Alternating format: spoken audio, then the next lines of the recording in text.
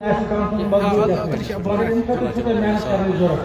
علیکم ناظرین ہمارا ٹائم پوچھتون خیر مقدم میزبان شمیم بٹ یہ لائیو جب یہ تواریخی پارک سب سنو خود بڑھ پروگرام اس کارن مضبوط کریں یہ کرون مضبوط یہ جماعت کرون مضبوط انشاءاللہ الرحمن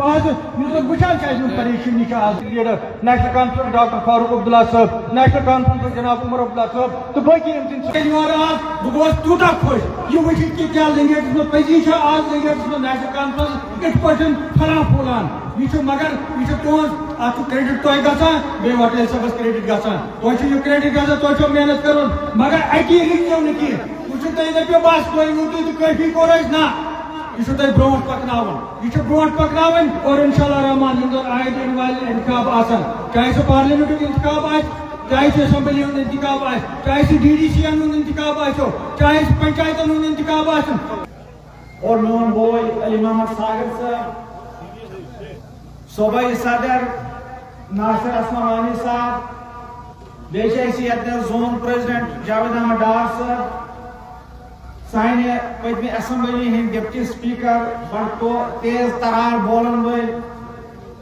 گریزی صاحب سان سابقہ پارلیمنٹ. میری بھی کوشش رہی تھی جب حکومت تھی ایم ایل اے ہمارا نہیں تھا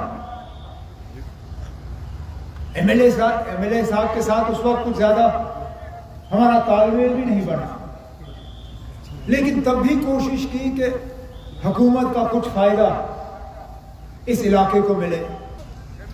96 کے بعد گاندربل اسمبلی حلقے میں شاید فاروق صاحب نے ایک بھی کام رکھا ہوگا ان 6 سالوں میں.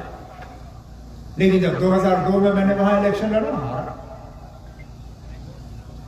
ہندوارہ میں 2009 اور 2014 کے درمیان شاید ہی کوئی کام ایسا رہا ہو جو چودھری صاحب نے نہ کیا ہو. آپ کے ساتھ اس کو بٹھاؤ اس کو آپ کے جذباتوں کی قدر کیونکہ ہم نے یہ دیکھا ہے کہ جب آپ کا اور ہمارا فاصلہ بڑھ جاتا ہے تنظیم کمزور تو ہو ہی جاتی ہے لیکن اس کمزوری کا خمیازہ صرف یہ تنظیم نہیں بھگتتی اس کمزوری کا خمیازہ پورا جموں کشمیر کے جو عوام ہے وہ بھگتتی ہے. آج اگر ہمارا آئین نہیں رہا آج اگر ہمارا جھنڈا نہیں رہا آج اگر ہماری عزت نہیں رہی آج اگر ہمارا وقار نہیں رہا آج اگر ہمیں کوئی پوچھنے والا نہیں رہا آج اگر سرکاری دفتر میں ہمارے مطالبوں کا حل کرنے والا کوئی نہیں رہا وہ اس بات کا نتیجہ ہے کہ آہستہ آہستہ یہ جماعت جو ہے یہ کمزور ہوئی اور اس کمزوری کا فائدہ ہمارے مخالفوں نے لیا. اگر رشوت لی جا رہی ہے تو 370 اگر یہاں بندوق ہے تو 370 اگر یہاں علیحدگی پسند لوگ ہیں وہ 370 کی بدولت اگر یہاں غربت ہے تو 370 کی بدولت 370 کو اگر یہ لوگ ہٹائیں تو سارا کچھ ٹھیک ہو جائے گا. آج ہٹائے ہوئے 4 سال سے زیادہ ہو گئے کون سا مطالبہ یہاں لوگوں کا حل ہوا. ہماری عزت تو مٹائی گئی ہماری پہچان تہس نہس ہمارا جھنڈا کہیں نہیں ہمارا آئین کہیں نہیں لیکن اس کے برعکس ہمیں ملا کیا. کون سا نوجوان آج سرکاری ملازمت کر رہا ہے جن نوجوان ایک ٹرانسپیرنٹ پروسیس ہونا چاہیے. ہر کسی کو اپنی صفائی دینے کا حق ہے اور قانون یہ کہتا ہے کہ جب تک آپ کو گنہگار ثابت نہیں کیا جاتا آپ کو بے گناہ سمجھا جاتا ہے. اگر قانون یہ کہتا ہے تو چاہے وہ جو بھی ہو ان کو اپنی صفائی دینے کا پورا موقع ملنا چاہیے. اس سے زیادہ کہنے کی کوئی ضرورت ہی نہیں ہے. بی جے پی کہہ رہے ہیں کس نے کہا بی جے پی तो इलेक्शन कराएं ना, सीधा जवाब है। अगर इतनी तरक्की हुई है तो इलेक्शन कराइए और लोगों को मौका दे दीजिए। अगर उन्होंने इतना काम किया है तो जरूर लोग उनको वोट देंगे, न सिर्फ जम्मू में बल्कि कश्मीर में भी। ऐसा क्यों है कि इतना काम अगर उन्होंने किया है तो वो बल्दियाती इलेक्शनों से भी भाग गए, पंचायत इलेक्शन से भी भाग गए, असेंबली इलेक्शन से भी भाग गए। कहीं ना कहीं तो उनके कहने और जमीनी सतह पे जो हालात हैं उसमें फर्क है। इलेक्शन कराओ, दूध का दूध पानी का पानी। अल्ताफ बुखारी रिसेंटली कह रहे हैं कि आप जम्मू कश्मीर में जो एनसीए या पीडीपी है अभी रिटायर मानते कुछ किया नहीं। मतलब जिस तरह बिजली का बहरान काफी ज्यादा है, जिस तरह गरीब लोगों का कनेक्शन काट रहा है, जितने भी सरकारी दफातर है उनको करोड़ रुपए फी बकाया है, उनके खिलाफ कोई कार्रवाई नहीं हो रही। सबसे आसान है लोगों को तंग करना, मीटर लगाना। लेकिन सबसे ज्यादा अगर बिजली का इस्तेमाल हो रहा है वो सरकारी दफ्तरों में हो रहा है, सिक्योरिटी के कैंपों पे हो रहा है। मीटर वहां पे भी लगने चाहिए और उनका जो आउटस्टैंडिंग है पहले वो हासिल करो, उसके बाद गरीबों को तंग करो। जो सबसे ज्यादा बिजली इस्तेमाल कर रहे हैं सबसे पहले तो उनसे पैसा लिया जाना चाहिए। जो सबसे कम इस्तेमाल कर रहे हैं सबसे ज्यादा तंग उनको किया जा रहा है। ये हुकूमत का जो ये इस हुकूमत की जो पॉलिसी है ये अजीब ही है और ये हर लिहाज से आपको दिख रहा है।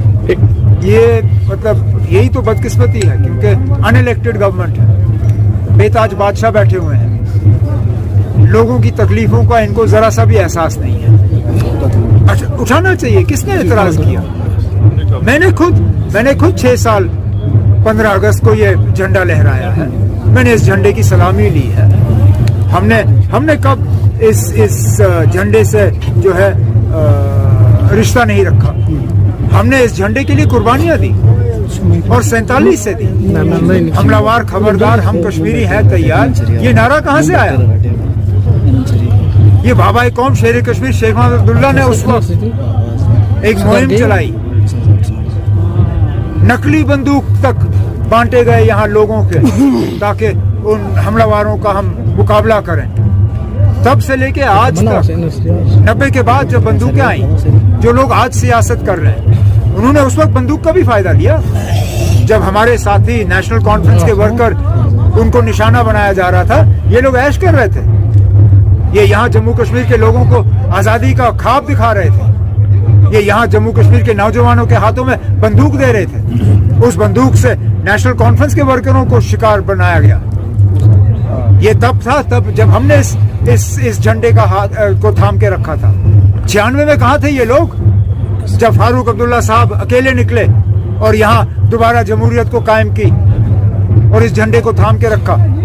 15 अगस्त 2002 वो रील निकालिए, आपके पास वो रील होगी जब फारूक अब्दुल्ला साहब उस वक्त मोटरसाइकिल के पीछे बैठे, पुलिस के मोटरसाइकिल पे बख्शी स्टेडियम के अंदर, और उसने हाथ में तिरंगा पकड़ के रखा हुआ था।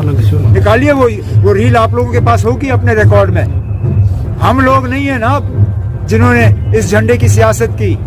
मैंने सिर्फ यही कहा कि सिर्फ झंडा दिखाने से लोगों के दिल नहीं जीते जाते।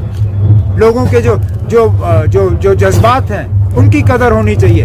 लोगों के जो मुतालबे हैं वो मुतालबे हल होने चाहिए।